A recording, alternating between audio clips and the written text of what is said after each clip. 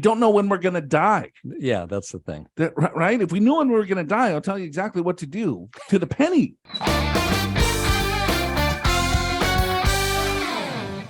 All right. We got Ed from Southeast Iowa. Okay. I'm 66 years old, no debt, net worth about $2 million. Good for you, Ed. Southeast Iowa. That's great. $2 million in Iowa is like $40 million. That's a good chunk, right? California. Official retirement age is January 1st, 2023. Well, Ed, that's not an age, that's a date. But I think he meant his full retirement age. If you read on. Okay. I'm still working as an engineer. Well, he's an engineer, so of course he's probably right. With Social Security at risk in long run pending legislation, I'm considering taking Social Security while working and investing the difference. I've heard arguments of why not to do this, but I want to explore the benefits of doing this. At work, investing 20% of salary, 401k, 5% of the Roth, maybe route more into that Roth from salary and using Social Security payments instead to live off. Things like that, I should get about $2,900 if I would begin taking Social Security in January. Could you speak to this, please? Thank you in advance. Really like your show. Okay, Ed. I like your idea. Yeah, I don't have a problem either. Zero. If you're going to invest it, if you're not going to spend it, if you could put a lot of it into a Roth and have it compound tax-free. Yeah, you have to be full retirement age to do this if you're working. Otherwise, you're going to be limited on how much you get to keep yourself. But it sounds like he'll be at full retirement age on January 1st, 2023, and still working as an engineer.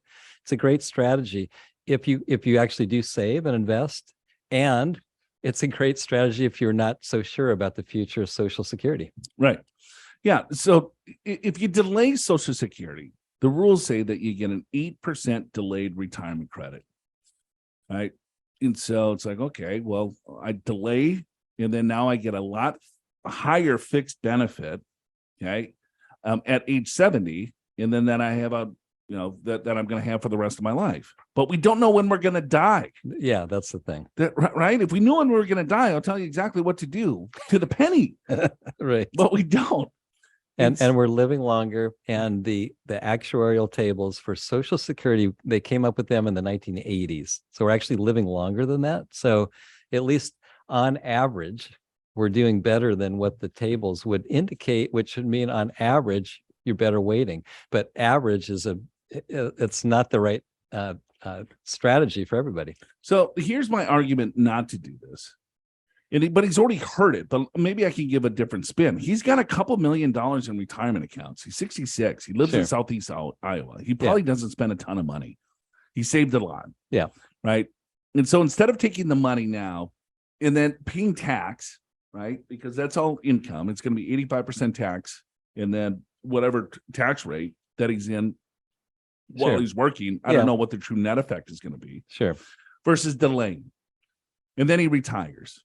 And then he starts converting, right? Because he has very little income at that point. And then he takes a lot higher benefit at age 70.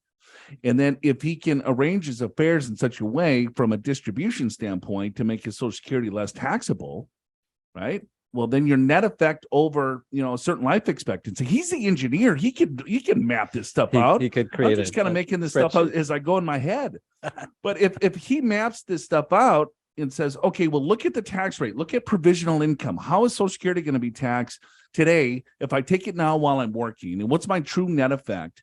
And how much can I save? And where am I going to put it? What rate of return, expectation can I get? Because it's all about the assumptions that you run. Yeah. So you bring up a good point is you got to consider taxation in this whole thing. And if you can, instead of getting extra Social Security income, convert into the Roth, which will be tax-free, you defer your Social Security, which worst case, up to 15% is tax-free. In some cases, more is tax-free. 15% of your Social Security is tax-free. And in many or most states, it's tax-free too. So it's tax-favored income. On the other hand, if you are concerned about the viability of Social Security in the future, then this is a great strategy. You take it. Who cares? Yeah. Right. Because it's going to go broke anyway. And everything's going to go to hell in a handbasket. And you're just going to chill with. My own personal thought is I'm not going to do something like this because I do believe in the viability.